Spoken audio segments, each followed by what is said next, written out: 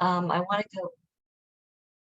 want to just go over the agenda real briefly. We're going to talk a little bit in reverse order. We're going to probably have Justin Jones speak before Connor Kish. We want to give Connor some time to get here. I know he's just coming back from a funeral. We're also going to do a quick review of how we did on the calls to action. And then we're going to have question and answers after both Connor and Justin have had a chance to speak tonight. And you guys can ask questions to one or the other or both. And we're going to talk about future calls to action before we adjourn. So Meredith, let me segue to you for a minute so you can just highlight quickly our calls to action thus far. Yes, thanks everybody. I've done a simple summary of the main issue areas and the actions that we had on each of those, going from a head of session, a message to our own legislators to ask them to protect the VCA and RGGI and clean car standards. And then on the last column, the results of the action in our issue area. Just pointing out, we did have a mix of both the one-click calls to action that Dennis set up for us, and typically they would go to an entire committee. And then we also tried for the first time using Action Network, and that allowed us, you'll see down here on the Dominion bills, where we were, it allowed us to send individual emails to all the House or all the Senate. So that ends up being a large number of emails sent and some good results there. So thank you, everybody. Yeah, double thanks. I mean, I think it's phenomenal. We just had so many emails on SB 1265 and HB 1770, the Dominion bills. So everybody give yourselves pats on the back. It's just, you did a fabulous job. Thank you. So I'd like to introduce Connor Kish, who I believe is now with us. And Connor is the political and legislative director of Virginia chapter of the Sierra Club. And really, we are welcoming Connor back because Connor has spoken to us before. I just have a few things to say. When Connor joined the Sierra Club as the political and legislative director, it was only a few years ago, but instantly he wowed us with his perseverance and tireless powers of persuasion. He's relentless. He was completely relentless in his pursuit of our legislative goals. And frankly, he's respected not only by the Democrats, but the Republican legislators as well. Not surprisingly, he comes from a political background, having served as a legislative aide to delegates Betsy Carr and Mike Mullen, and he was also campaign manager for the late Donald McEachin and during his second successful bid for Congress. So Connor tonight is going to give us a little bit of insight into the climate and clean energy highlights of the 2023 legislative session, which just ended Saturday. I hope he's going to spike it with some great insight into backroom deals, Republican shenanigans, and hopefully some of his snarky, classic humor. So with that, Connor, I'd like to let you take it over. Thank you so much, Sharon, and good evening, everybody. It's great to be with you. It has been a bit of a long day for me, so I appreciate everyone bearing with me. But Sharon has given me the task of discussing the session and what transpired and in some cases did not transpire. And I think there's one thing that I want to lead off with in terms of this year's legislative session, and that is because of people like you and all of the members of the coalition, I think that we actually won. And one of the things that we don't do enough in our line of work, because we always think there's more work that needs to be done, and that's true, but we don't do a good enough job of celebrating all of the work that happens when we win. And I think this session was a clear example of our coalition, this coalition, the organizations that we work with, having a significant impact and significant successes. I know that Sharon had shared with me the number of bills that you all are working on, and some of them Some of them were similar to legislation that the Sierra Club and others were working on as well. But I think I want to start with some of the legislation that we wish would have passed and didn't, because I want to end on a positive note, which is the sort of heroics of the last day of session, which I will share some of that with you. But the first, there's two bills really that I think there wasn't any reason why they didn't pass this session. Of course, I know there is a reason, and it's politics, but I think that there were two bills that should have passed. And the first was House Joint Resolution 522, and it also had a Senate companion that I can't remember the number of right now, but it was Senator Chap Peterson's resolution regarding data centers and how we need to study them in Virginia, and we need to figure out how we're going to handle the proliferation of them. And I understand there's many land use and water and agricultural concerns with data centers. There's also a tremendous amount of energy concerns with data centers. I believe the last number that I saw was data centers in Virginia are taking 21% of all of the energy generated by Dominion Energy. That's an entire coal plant. So if you want to Google after this call, the Mount Storm coal plant out in West Virginia, it's owned by Dominion, but every ounce of energy produced by that coal plant is currently going to power data centers in Virginia, equivalently across kilowatt hours.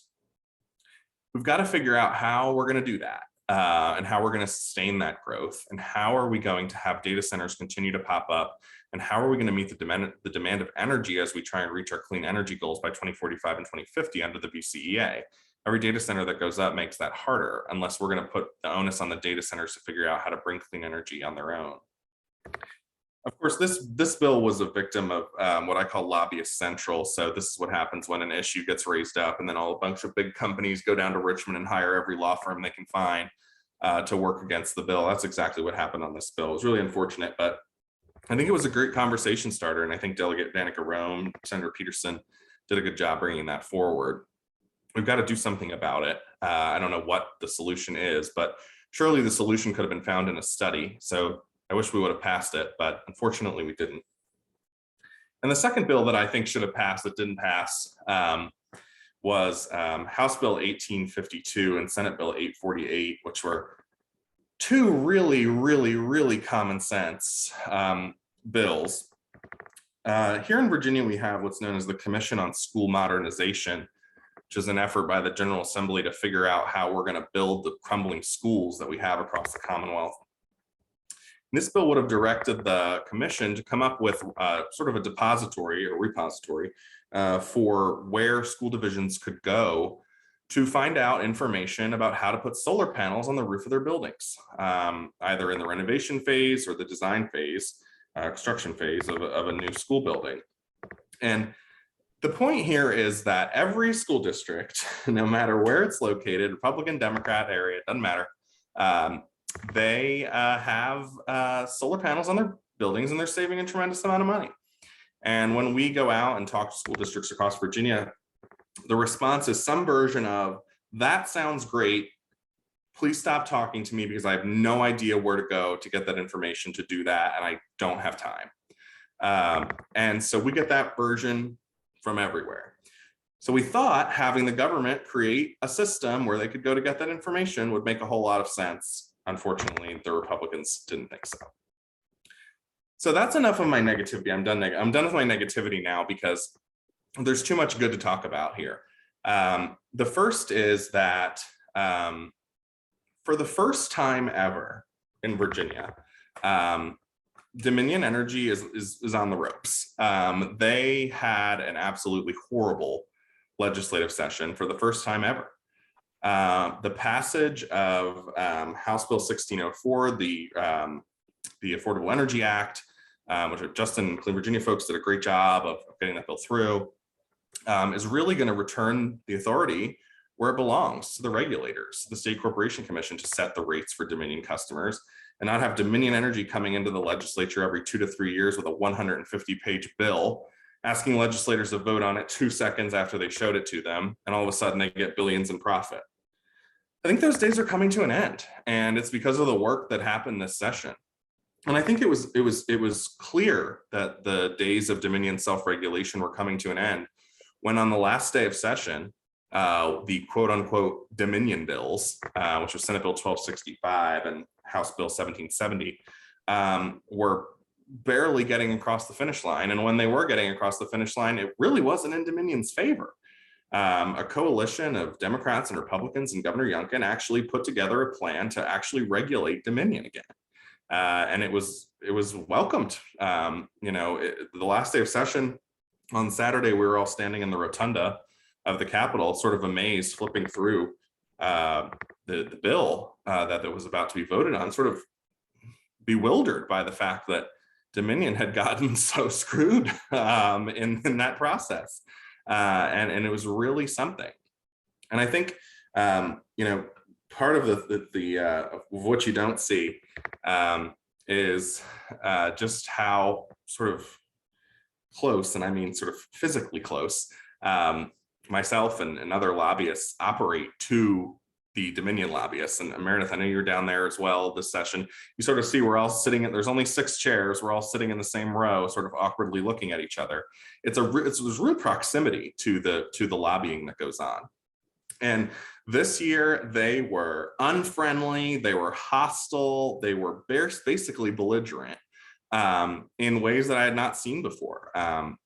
Typically, even in my status with Sierra Club, I know most of Dominion's top executives. I know who they are. I know their names. They know me. I say hello to them. We have small talk. I can't tell you the number of times this session where they would just dart right past me without even saying hello or even looking my direction. And it really showed me that they were having a tough time. One of the interesting things that also happened toward the end of session is, and I don't know, Sharon, if this was one of your bills that you were working on, but it was House Bill 2333 on small modular nuclear reactors. This was Governor Youngkin's plan to save the world. He was going to turn on a few small modular nuclear reactors and save everything. Unfortunately for him, there's no small modular nuclear reactor in the world that's ever turned on. So he was taking a bit of a gamble there with all of our money for an environmentally dangerous and damaging waste byproduct.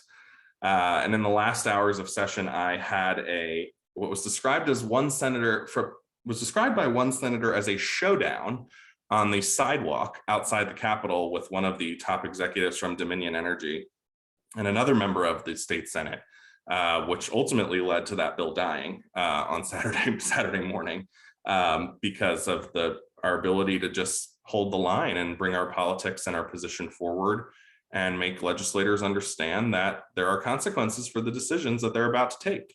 And that was very interesting experience for me in that to have a legislator stand there and say, you start talking and now you talk, while they started making a decision. And this was the executive vice president of Dominion Energy and me. And one of the things that I think is a testament to our organization, to the grassroots coalition, to the volunteers across the state that engage in these efforts is that's what got us into that position. Because without the efforts of everyone here and all of our organizations collectively, then the legislators aren't going to know who they need to take seriously and whose voice they need to listen to and whose voice they need to raise up and how ultimately to decide how to vote. Because if they get enough pressure put on them by the right people, then the decisions start to go our direction instead of theirs. So that's just a little inside baseball story for what I think was a really good summary of the session, which is that our voice carried the day and we defeated a bunch of bad bills. I think maybe I was tracking at 1.70 something bad bills on behalf of the Sierra Club. I don't know, Sharon, how many you all were tracking, but at least over 70 bad bills that we had to get killed before the end of the session. I think going into the last week, we were probably down to about 20 that needed to be killed. And I think ultimately every single bill that we set out to kill died. And we held the line on our progress. And that was really, really critical. And so many people played a role in that, including everyone here, folks from our organization and others that really stepped up to write their legislators and make their voice heard, because they can listen to me all day, and some of them do, but they need to hear from people to back up what they're hearing from the lobbyists on the ground. Otherwise, it doesn't carry the same weight. So I'm really thankful for everyone and all the work that was put into this session. It was a really long 45 days. As Sharon mentioned, I'm absolutely exhausted by the hours that we had to put in. But at the end of the day, it was worth it because it's really fun to win. So I appreciate it, Sharon. Thanks for inviting me. And I think I'll pass it back to you, and I'll be able to stick around for some questions later on. Connor, thank you so much.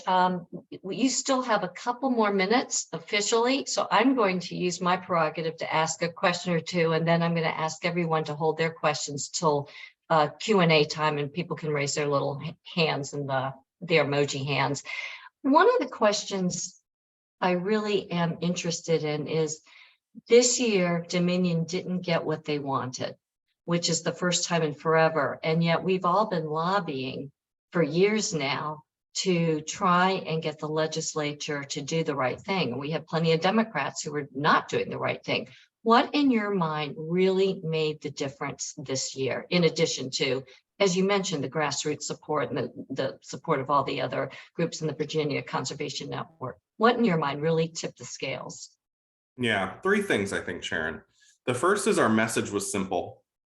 In the past, we've gotten bogged down talking about a bunch of acronyms that nobody understands: ROE, SOE, SEC. I think the reality is, when legislators looked at us, they were like, what the are you talking about? Because they don't know it. They're part-time folks. They have no idea what we're talking about.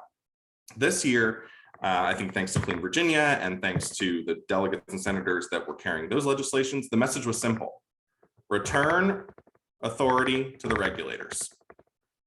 When you presented people with that argument, they were like, oh, the regulators don't have the authority? No, they don't. Oh, makes sense. Oh, regulators should have okay, regulators have the authority. We cleaned up the message. We made it as simple as possible for folks to understand. The second thing is, interestingly enough, House Republicans, who had long been sort of on this like cost, inflation, blaming Biden trajectory for, you know, the price of eggs and whatever else that they could find in the moment, really settled in on energy costs. And one of the things that worked really well from our perspective was we hammered away at the fact that everyone's electric bill were going up because of the volatile market prices of natural gas. Every time I had a chance, I mentioned it. Price of natural gas in the volatile markets is driving up the cost of energy. Price of natural gas is driving up the cost of energy. And we overwhelmed them. And there was no answer to that message. And one of the things that caused to have happen is several legislators who I would say on the Republican side are more financially minded. They're more in the weeds on tax. They're more in the weeds on commerce. They're more in the weeds on sort of, incentives and sort of that sort of thing, started to have their interest peaked a little bit on electric utility regulation and trying to figure out how the electric bills were going up so high. And what it resulted in was a couple of Republicans who you wouldn't think would be, involved in some progressive effort to reform Dominion Energy, really decided to draw a hard line. And there was no greater example of that when Dominion couldn't get their bill through the House Commerce and Energy Committee. The bill that Dominion introduced, that disastrous, disgrace of a bill, it kept not getting docketed in the House Commerce and Energy Committee. It meets Tuesdays and Thursdays. So we'd wake up Tuesday, no bill. Wake up Thursday, no bill. Wake up the following Tuesday, no bill. And it becomes abundantly clear why the bill's not on the docket, because it doesn't have the votes. They don't have the votes to get it out of the committee. And so there was enough Republican sort of financially minded folks joined together with all the Democrats that essentially, just like I can count, and Meredith probably saw me with my pen in there, tallying up the votes, Dominion can count too, and they knew they had to make changes. And I think the third thing, Sharon, is that Governor Youngkin also informed Dominion during the middle of session that he would not sign their bill. And that forced them to make changes to it. And I don't think that's ever happened to them before either. The governor was very clear that he was not going to sign the Dominion bill. It was open knowledge in the Capitol that he had told them he wasn't going to sign it. And I think that forced them to make some changes. And ultimately, the compromise that came out on Saturday is better because all of those series of events happened. And ultimately, I think the consumers won. Thank you, Connor. That is so helpful. And we look forward to exploring more of this with you during the Q&A time. So thank you. At this point, I'm going to pivot. We're going to pivot forward because now we're going to be looking at basically what might happen in this next legislative session, because clearly if we want clean energy and good climate legislation, it's all about the legislators. So I'm going to hand it over to Monique, who is going to introduce our next speaker. If I can now at least get my, oops, there we go. Maybe I'll get one more slide. Yeah, I'm trying to get there, but it's not letting me. There we go. Perfect. Very good. Thank you. Thanks, Sharon. We are really thrilled to have Justin Jones here. And Justin, I haven't met you yet in person, but we worked with your wonderful staff this entire session, Laura, Kendall, and Dan. Extremely active, very professional, really helpful. And we were very involved in the Energy Burden Coalition, and we're very happy that we were able to participate. Justin is originally from California. He cut his political chops working on state and local races in San Francisco, where he also served in local government and with a focus on homelessness and LGBTQ+ issues. Justin served as the communications director for the successful 2018 Abigail Spanberger for Congress campaign, the chief development officer for the Democratic Party of Virginia, and most recently worked with State Senator Hashmi and the Commonwealth Forward. Justin lives in Richmond with his family, and when he's not chasing the dog or the baby around, he had a little bit of that before we started the call, you can find Justin working in the garden, mostly tending to weeds, and now he's going to help us, I guess, decipher what's in the garden here and take a look forward as we move into this, what will be a very busy campaign season. So we'll turn it over to you, Justin. Great. Well, thank you so much. It's a pleasure to speak with you all. If you hear a baby or a dog running around, that's because I'm on solo dad duty tonight as my wife is out of town. But the child is still alive. We're all still doing well. So good shape. One funny thing I want to mention is when my wife is from Richmond, and the way we came out from here is she tried to get me to move back from San Francisco. And one of her selling points with moving to Richmond and Virginia was they have an election every year. And I was like, that's not a selling point to me. We need a break every now and then. But here we are, gearing up for the 2023 election cycle. So I put a little deck together so we can go and walk through some of the primaries that we're looking at in June, some of the contested elections in November, and then how it all may shake out and what we can expect going into the next legislative session. So I'm going to go ahead and share my screen. And when I share my screen, I can't see any comments. And so if anyone has comments during the show, just speak up just so I can respond. Okay, 1 second here. Can everyone see my screen? Oops, no, wrong button there. Yes, we see it. Can. Thank you. Ah. Okay. Loading. Okay, cool. All right, so there's a lot to cover, so I'm going to go kind of quickly through some of these, but if you have any questions, feel free to chime in. Teddy, stop it. All right, so we're going to look at the June Democratic primaries first. Oh my God, the dog killed me. Teddy, be quiet. Sorry. Oh, okay, so we're going to do the Senate first. So there's 11 primaries with here. Okay, sorry. Let me deal with the dog. Sorry about this.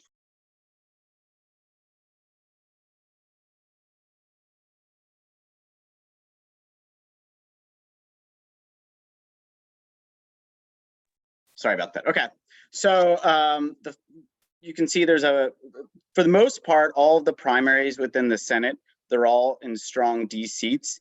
The only one of consequence, I would say, as far as the primary is one in SD 31. So that's in Northern Virginia. There's a Russet Perry and Zach Cummings. I'll just say, Clean Virginia is supporting Russet. I think she's going to be in the strongest position to win come November. Looking at the other ones, though, you have Senator Deeds versus Delegate Hudson, SD 13 Morrissey versus former Delegate Losh Resaird. That is going to be a very expensive. That race is going to get nationalized to some degree, mostly because of Senator Morrissey's positions on abortion. So you're going to see a lot of play within that race, and also just a number of his. Some of his other positions have drawn a lot of flack as well. District 18, you're seeing the Titans battle that out there between Luis and Lionel. In 21, you got Delegate Angela Williams-Graves versus Norfolk City Councilwoman Andrea McClellan. 27, you have 3 candidates there. Joel Griffin right now seems to be the one that's getting the most support from the caucus and a lot of outside groups of the 3. 29, you have McPike and Guzman. 33, you're seeing Carol Foy versus Delegate Ayala. That's going to be another one that's pretty going to be of consequence. 35, Senator Marsden is being primaried by Heidi Drosak. She runs Big Money Out VA. 36, you're seeing Barker versus school board member Stella Pekarsky. 37, you got Chap versus 2 opponents right there. Considering he has 2 opponents, they're likely to split the vote. So I think Chap will be fine there. And then Favola versus James DeVita. James originally was running against Adam Evan, but then he realized he's not in Adam Evan's district. He's in Barbara Favola's district. So he's now switched over to Favola. Moving over to, oops, too far. The House, a lot of overlap here. As you can see, you have 79 City Council Member Ann Lambert versus Ray Cousins. I'll just give a shameless plug for Ray. We are huge supporters of Ray. 81, you're seeing Dolores McQuinn versus Terrence Walker. I'm not confident if Dolores is going to run there yet. I've heard through some of the rumor mill that she may run in 80, which is Lamont's new district, but that he's no longer going to run in because he just won the Senate special election. So TBD on what Dolores does there. District 2, you have Adele running against, Adele's the head of the Virginia Legislative Black Caucus. Kevin is Alfonso Lopez's chief of staff. Kevin got a little bit late in the race. Adele has a pretty strong advantage at this point right now, but we'll see what happens. District 7, that is the old Kem Plum seat. You have 4 candidates right now that have declared. Mary Barthelson actually ran against Plum back in 2021. Ken was obviously very successful there. You got Simon and Corey. 18 is going to be it's going to be a fairly subsequent race, substantial race. You got Delegate Eileen Fillercorn versus Kathy Tran. Eileen only has about 3,200 people total in that district. The district is overwhelmingly Kathy's district. So I think Kathy is in a pretty good place right there. Her fundraising has been very substantial as well. So I think she'll be in a good place. District 19, you got 3 basically activists running. I honestly have no idea what's going to happen in that one so far. Fun fact, Natalie Shorter is Luis Lucas's granddaughter. So I think we'll see what type of support that she's able to pull from her grandmother. 27, Tucson Cannon. Tusa is a school board member, so I think she might have a little bit of edge there, but Cannon's been working very hard in the district. 29, Marty Martinez and Michelle. Michelle's former or head of the Loudoun NAACP. She's also on the Soil and Water Board, so she's been on the ballot before. Marty was on the city council as well. 92, Kim Sudarth and Bonita Anthony, both great candidates. Same with 96. Susan, Brandon, and Sean. Susan has ran before, so she's been on the ballot. I think this is her 3rd election. And then 54 and 55 are the Charlottesville seats, all pretty much strong D seats, so we should be fine there. Any questions about the House and the Senate, or should I save that to the end? Oh, sure. I think save it to the end because I think people will have a lot of questions. So let's do that. Thanks. I can hop back on. Okay, perfect. All right, House continued. Now these are all the ones that are toss up or lean R. In 57, we have 2 phenomenal candidates here, Susanna Gibson and Bob Shippey. And then in 82, there are technically only really 2 candidates right now, Kimberly Pope Adams and Victor McKenzie. Brandon Riley just got in the race, but I honestly don't think he's going to pull a lot of support, if any. And then there's Petersburg Mayor Sam Parham. He hasn't filed yet, but he's going around collecting signatures. and saying he's going to run. So we'll see if he actually gets involved. He's very close to Joe Morrissey, so take that as you may. 30 Lean R, that's going to be a very difficult seat, but Rob Bance is an Episcopalian pastor, or sorry, Episcopalian bishop, I think is the correct term. He's running. That's a caucus target seat as well, so I think they'll make some investments, but I think it's still going to be a very hard seat to win. And then 84 and 94, Nadarius shouldn't have any problem winning that, and then Phil Hernandez shouldn't have any issue as well picking that seat up. All right, my coworker is joining in here. He's over cartoons. All right, moving into the November general elections. Okay, so the Senate, you can see here we have 3 Lean D seats, 1 Lean R, and 3 toss-ups. I put the numbers up here to give people perspective on the last 3 elections of consequence. So what's interesting is basically the presidential 2021 was the high water mark for Democrats, and then the governor race was the high water mark for Republicans, and then the midterms basically across the board has kind of fallen in between for both of them. Some of these shifts have been pretty big. We've seen the point spreads anywhere from 20 points. So you could have a race that was won by the Democrat by 10, and then Yunkit won it by 10 again, and then the midterms it's kind of in the middle. But I think as far as Skylar and Danica, I think they're going to be pretty, like, obviously we need to go all in for them, but I'm feeling confident in them. Russet is a little concerning. Oh my God, Cortland, I hid the piano so he would not find it. Sorry, Cortland, please don't play with that. Sorry, this is torturous right now. Russet is difficult just because her opponent is the son of a billionaire. And so we think this most likely is going to be the most expensive Senate race in Virginia history, just because he can easily dump $5 or $6 million without even batting an eye. So I think this is kind of the race to watch. We're going to invest a lot of resources in this race, but I just worry about the sheer amount of money that's going to go in this race. Linwood has a tough challenge ahead. I don't know if he's going to run for re-election through the grapevine. I heard he's not, but nothing has been confirmed yet, so we'll see where that goes. Clint's going to have a hard time in SD 17. As you can see in the midterms, it's just a straight 0. This is based on the midterms data, so it is truly a toss-up district. So we'll see what type of investments are there. Monty also has a tough race, and then in 27, you can see this is a race that's also going to take a lot of resources depending on who the eventual nominee is going to be there. Moving into the House, so Delegate Willett, these are all Lean D seats, Willett, Nadarius, and Mike. Mike's opponent, Karen Greenhall, only has $8,000 in the bank. So I don't know what her deal is as far as fundraising, but Mike has a very strong cash advantage right now. Nadarius's biggest challenge is mainly that he has no overlap. Hi, honey, just give me 1 second. He has no overlap between his new and his old districts. And so it's basically a completely new district for him that he has to introduce himself. Rodney has a good amount of overlap, but I think this is going to be another a very targeted district as well. 30, Rob, it's going to be a tough seat. I don't know if we're going to pull that one off. Lily Franklin in 41 as well, another tough seat. I know that the caucus is going to be putting resources into these seats. To what degree, we'll see.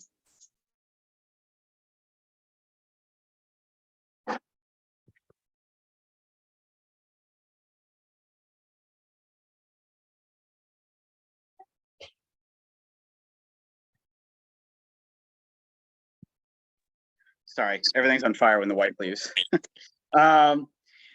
And then moving into the toss-up seats, Josh Thomas thankfully doesn't have a primary there, so he can save his resources and move directly into the general. Travis, you guys are the first to hear this. Travis just filed today.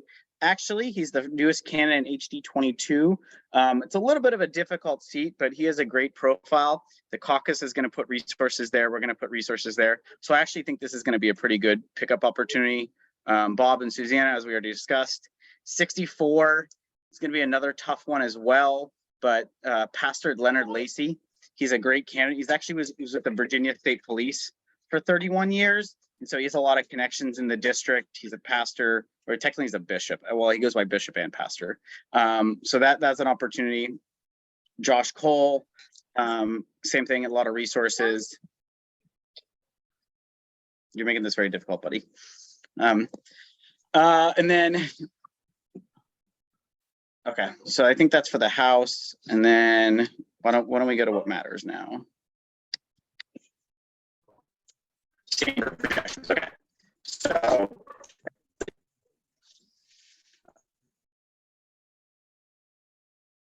you guys still see? Hello? Well, I can't see anything yet, Justin. Sorry, my computer. Okay. Okay, too far. Okay. All right, Senate. Okay, can you guys see the Senate projections? Yes. Okay, perfect. So basically consider this kind of a roadmap here of 3 different outcomes: terrible, middle, or great. So if we just win the strong and the lean D, we're going to end up at around 21. If we win the strong D, the lean D, and the toss up, just all the, so the toss up just are the ones that are D, like plus D. So it might be like a D plus 1 or a D plus 2, not any R plus 1 or R plus 2. We end up at 23. And then the best case scenario is we end up with 24 if we win all the strong Ds and all the lean Ds and all the toss ups. I don't consider that likely just because there's a number of races we're not going to win. So I think the 21, 22 is the most likely scenario for the Senate. And then moving into the House, same thing, terrible, mid, great. If we win, you know, I think the middle ground is somewhere, my estimation is between like 52 and 54. I don't think we're going to get up to 57. Stranger things have happened, but I think that's kind of where we're going to end up, in like the 52 to 54 range. We do all the D plus and then all the R's under 1 point. Okay. Questions? My little one has left the room, so thank you for bearing with me on that one. Justin, I'm going to ask you to unshare your screen, I think. Yep. Perfect. And I think what I'd like to do is bring both of you guys back, both Connor and Justin. And I don't know how many questions we have out there, but what would be really great is if folks could just, you know, hit the reaction button, raise your hand if you have a question, just so that we can manage it. Jessica. I just wanted to ask Connor whether he had any insights for why Youngkin had the position that he had on that, and just curious on that, you know, given that we haven't had governors to take that position in the past. Yeah, there's a couple of you know, rumors essentially about why he did it. One is that he wants to campaign that he lowered energy prices.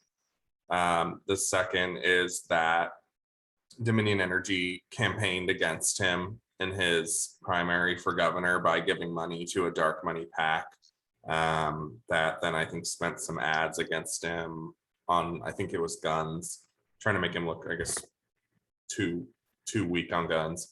And I think the real reason is, in my opinion, is that he's the first governor to be elected governor of Virginia without their support.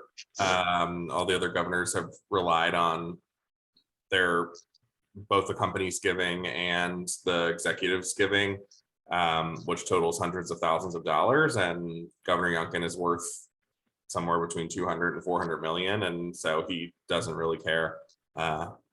Didn't need them, essentially. So I think that's probably the biggest reason, but those are some of what people talk about. Thank you. Annette? Yeah, I have a question for each of them. I'll start with Connor, or maybe you can come back to me if you don't want me to do two. But Connor, when I was down on Affordable Energy Lobby Day, 1265 was obviously a very different bill. What I wonder if you could, you know, the Dominion Energy bill, because I was meeting with Monique and some others, with even Dick Saslaw, and he was bragging about it. How did this end 1265, which I think you're saying passed? How is it so pro consumer now?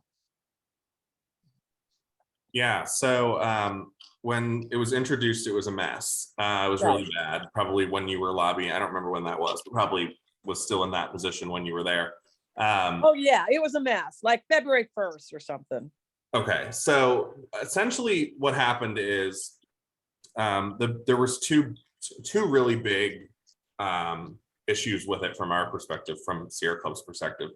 The first was that it canceled the Virginia Clean Economy Act's fossil fuel plant retirement dates. So essentially totally derailed all of our clean energy. Like no clean energy company would come and invest in Virginia if that went away, because that's the certainty to build the market. So that was bad. And the second thing was that it guaranteed Dominion a return on equity, or ROE is what it's called, based on what Dominion, based on their quote unquote peer group utilities, which was just a list of utilities that Dominion came up with because they have a higher ROE than Dominion. And so once put together in the bill, it made it seem like Dominion would go from, I think, 9.35% profit on everything they do to like 10.1 to 10.7 or higher, based on the average of that peer group, which you might, like, people think we're crazy because it's like, what are you talking about? 9.3 to 10, like, who cares?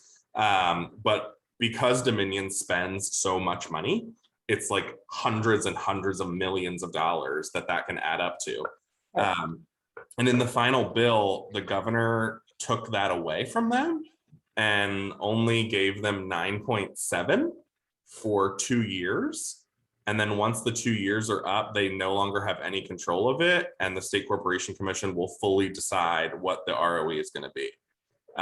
So they essentially got a 0.3% increase in their ROE instead of a 1.3% increase, which, like I said, is hundreds of millions of dollars in the grand scheme of things.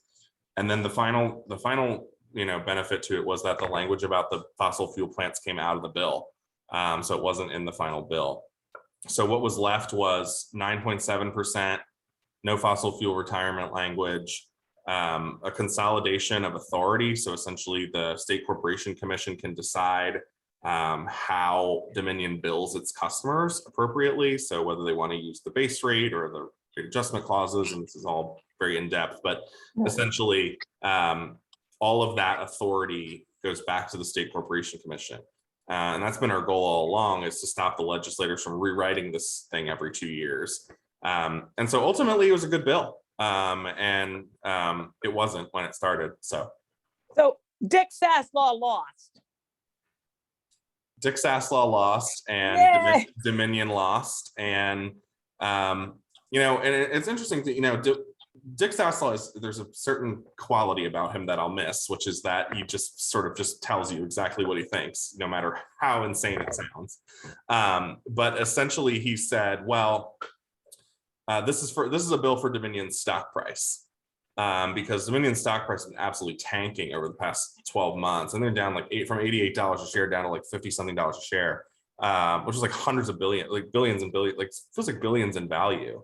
And he essentially was saying, like, they need this bill so that they can get more profits, so their stock price can go up. Right. And I'm like, I appreciate the honesty, but essentially that's not what happened in the end. So yeah, they lost.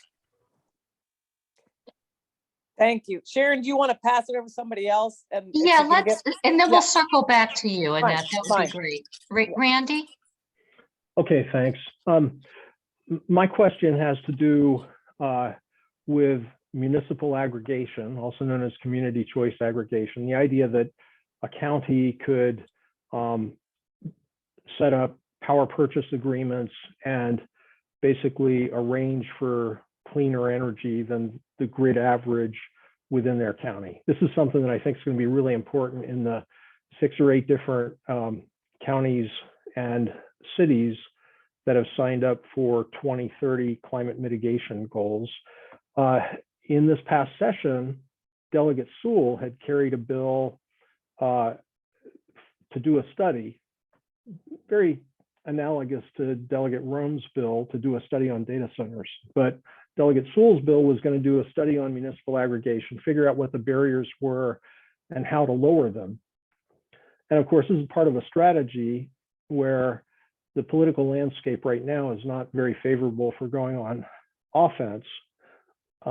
So maybe it makes sense to just sort of do studies to lay the groundwork so that when the political landscape shifts and we can go on offense, we have the information we need. I sat through the excuse me, the study subcommittees meeting at which they cycled through about 35 different studies, and they just sort of summarily executed one bill after another. The municipal aggregation study got killed off just as the data center study did. So my question is, Connor, how do we get studies to get through this study committee that would really be more aptly named the Committee Against Studies?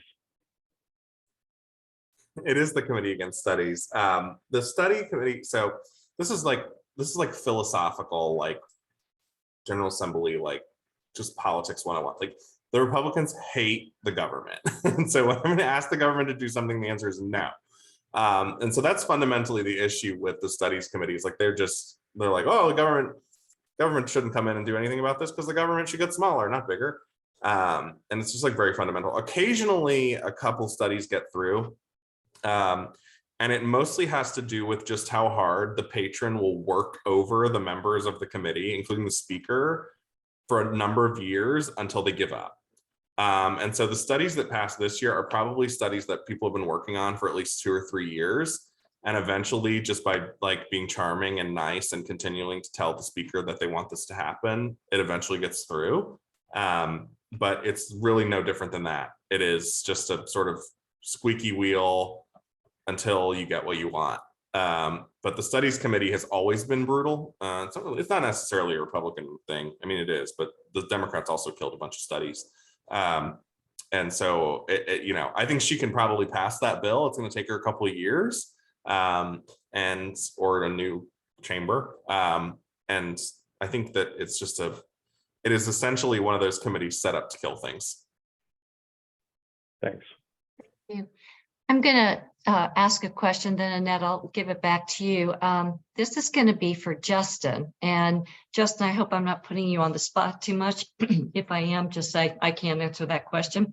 But if you could just bring up the slide that shows all of the House of Delegate primaries, that would be awesome.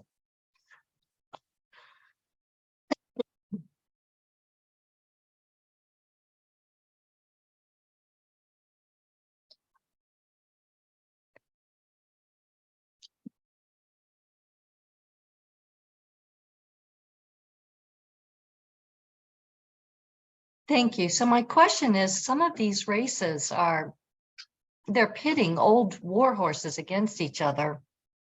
And you've made some comments like regarding Eileen Fillicorn and Kathy Tran. I was wondering if you have any thoughts about, for example, some of the other races, who you think might have an edge, and if so, why?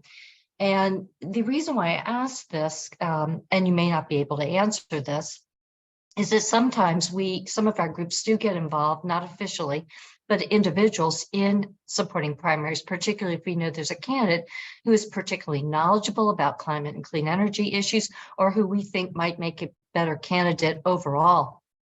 So I'd just be curious if you have any thoughts on some of these. And I would also ask that same question, at least for the Hala and the Jennifer Carol Floyd race on the Senate side.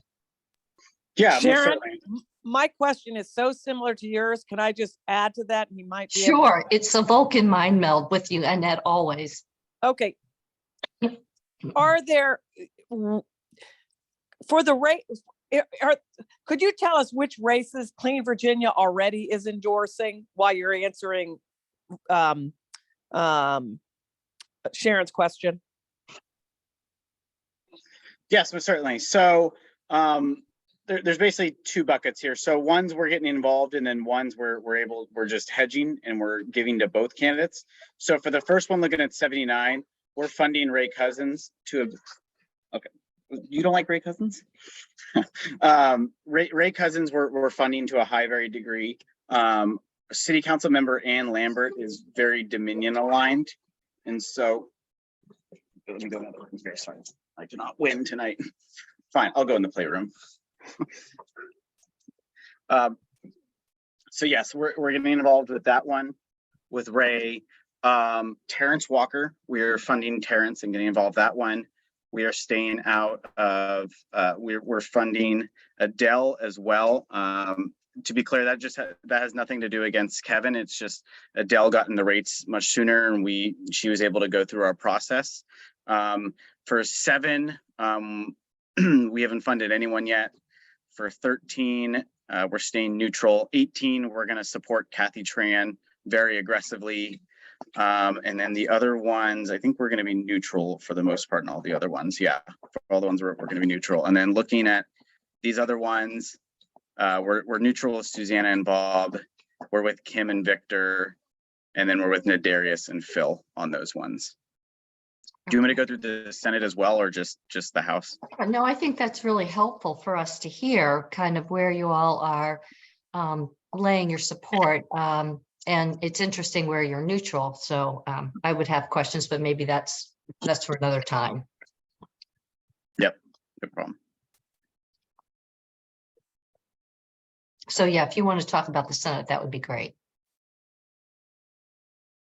Sorry, I misheard you there. Definitely Yeah, go back to the no, slideshow. no. Yeah, we definitely want to hear your thoughts on the Senate too. So the Senate as well. So we are going to be neutral on Deeds in Hudson. We're going to support Delegate Aird.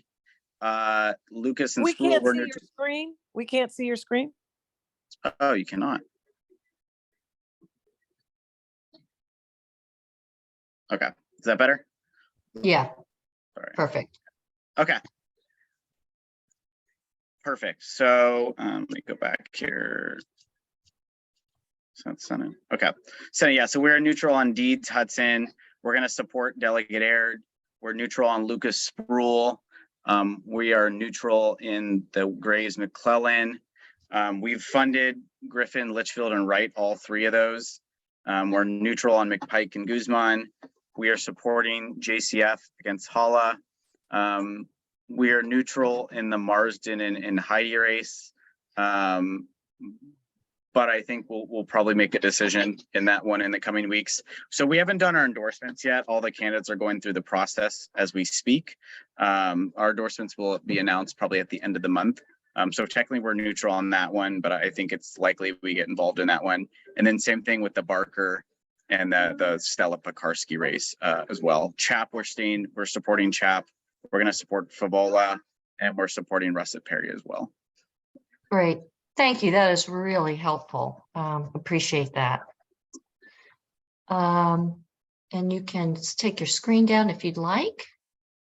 So we have a few more, we have like maybe time for one more question, and then we've got just a couple of slides. And then as always, we can hang out and talk as a group, but we'll let others, whoever wants to leave can leave. But let's see, Annette, you took your hand down. I'm taking my hand down. Does anybody else have a question? We have time for one more. Okay, well, with that, I'm going to really thank our speakers, Justin and Connor, and Justin, all of your accompanying support staff there. It was great to have you guys tonight. We're so grateful for you, and we just can't thank you enough for being with us. Like I said, if you want to hang out with us for a few minutes afterwards, for whoever wants to, that would be great. And I'm going to now hopefully share my screen.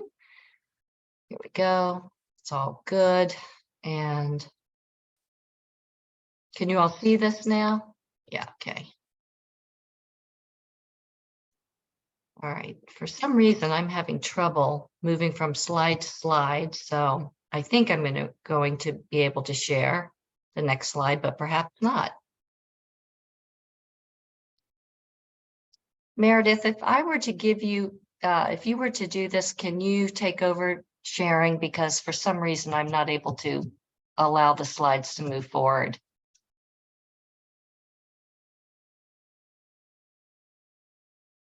I'm going to stop my share and see if Meredith can do it instead of me.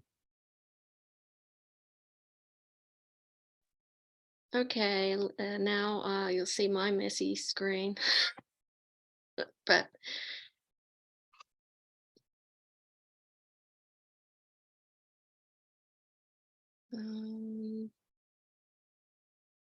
Great, if you can just go. Yep, that's where we're going. Perfect. And move the people over.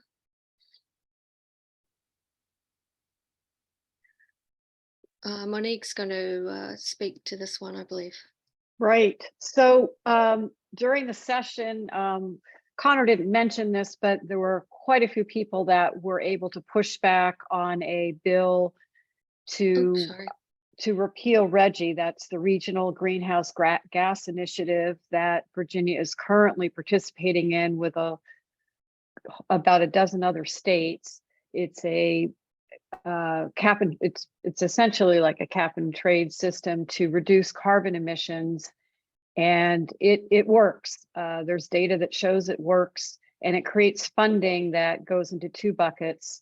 One to help low-income energy efficiency programs and housing, and the other to work on flood mitigation planning and such. And now that we're past the season, so that fight was won during session, the governor is continuing to go through the regulatory process to repeal RGGI. So going back to that slide, we have two ways you could participate, and while you've all worked really hard and helped us during session, we do recommend that you get your concerns to the Department of Environmental Quality by March 31st. We have the link is here. You can get it at DEQ, and we'll have it in the notes for this week's email.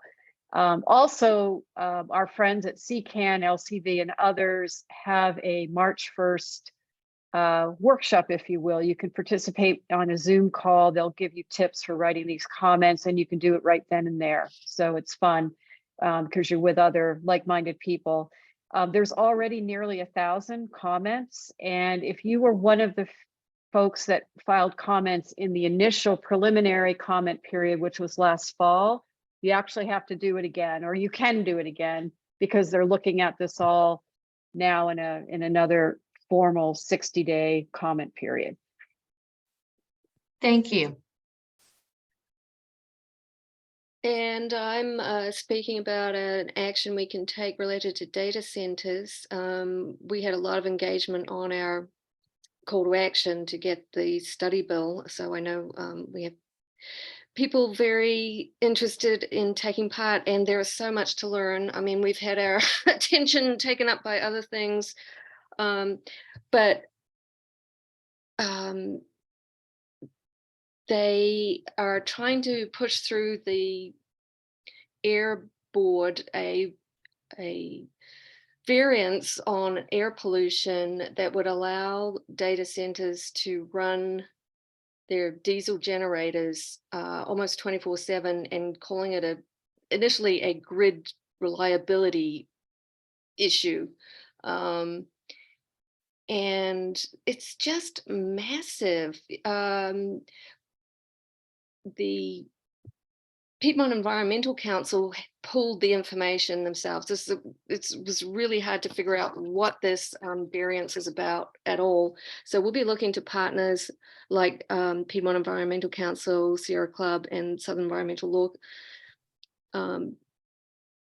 to be able to make comments on this. But there's a comment period open now through March 14th. And to give you an idea of the scale, you see the number of generators. That's diesel commercial generators, such as illustrated on this photo. 11.1 gigawatts compares to an average nuclear power plant's output of 1 gigawatt. So this is just massive. So look for a link on that, and we'll keep an eye out for partners to help write comments on this. Yeah, thank you, Meredith. This one's really important. Basically, this is a way to sidestep the air quality control regulations. And they're basically, as Meredith said, looking for a variance or an exception, if you will, to be not covered by air quality control regulations. So we want to stop that. So thank you so much. And then our last, I think our last slide is this one.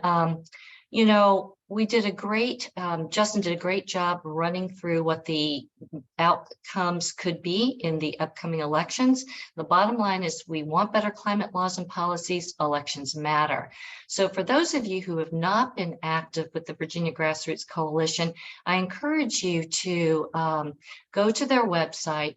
The website is unbelievable. It will keep track of who is running for what seat, how you can make contributions, and later there will be all kinds of information on canvassing, fundraising, because many of the groups within the coalition sponsor fundraisers for anybody from Jennifer Carroll Foy, which just happened this past Sunday, to, I had one for Bob Shippey, as many of you participated in. I also invite you to get involved, get on Louisa Boyarsky, who is basically the chair of our coalitions, get on her mailing list, because you will get a weekly update. And actually, it becomes much more frequent as we get farther into the elections, which will have all the various ways you can participate in any given week to help candidates. And of course, I encourage you all to look at what Climate Cabinet has put together for their climate slate. And then finally, our last slide, which I'm not going to show, I'm just going to have you guys, you can just take it down now, Meredith, has our contact list, and you will be getting a full slide package when our email goes out. So, Annette, I see your hand is up. Yes, and of course, yeah. Do you think you can get Justin's slides, the ones he presented with the different races? Yeah, I bet I can. I will ask him for that. In fact, I see Justin floating around back there. Justin, is that possible? Or he may have actually left, but I'll check with Justin. I'm pretty sure he'll lend that to us. Sure, he just said sure. So. Oh, great. Thank you, Justin. We really appreciate that. And Carol, I see your hand is up. Yeah, I have a request for the group. I read a very interesting, I think it was an op-ed, although they don't call them that anymore, in the New York Times this morning about Okefenokee Swamp. Has anybody heard about this? Apparently there is a proposal to strip mine outside of Okefenokee Swamp, and the article was basically saying that it can't be done safely. It will likely create all sorts of issues with the underground water aquifer and possibly draining the swamp. And so they basically had links to various places where you could comment and register opposition. And so I'm going to do that. I'm actually going to get my husband to do it because he has connections to Georgia. So I'll write the email and he'll send it. But if people want to do that, it's probably worth doing. And if you have access to the New York Times, you can find the article and the information. And if not, I could forward a link to the article to Sharon, and you could share it among the group. Carol, why don't you share the link with us, because then we can include it in the next email that goes out, because that's a huge issue for me personally. So that would be great. Okay, I will send you the link. Thank you. Thank you so much. And we'll make sure it gets out.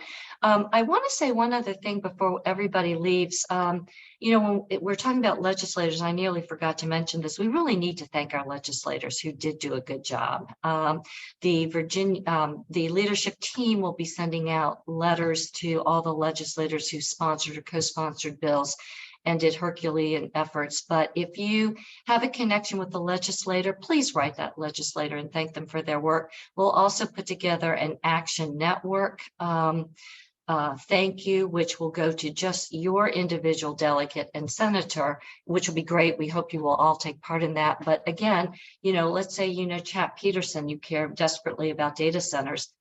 Let Chap know it really mattered. You really appreciate his work on that, and clean cars. So, Annette. Yeah, along that line, would you guys mind telling us which legislators we should thank? I mean, Yes, that'd be great. And the second thing, I always hate to impose on volunteer leadership like this, but if you find out when Clean Energy issues its endorsements, Would you be able to circulate that? Clean Virginia? I mean, Clean Yes, Virginia, yeah, yes. Clean Energy. I'm sure we can. I'm sure Justin will help us with that. Yeah, because Yeah, he said they're our- going to be coming out, and I'm just like, well, I probably won't be able to follow that, but if you Yeah, guys. our first round will be up March 27th.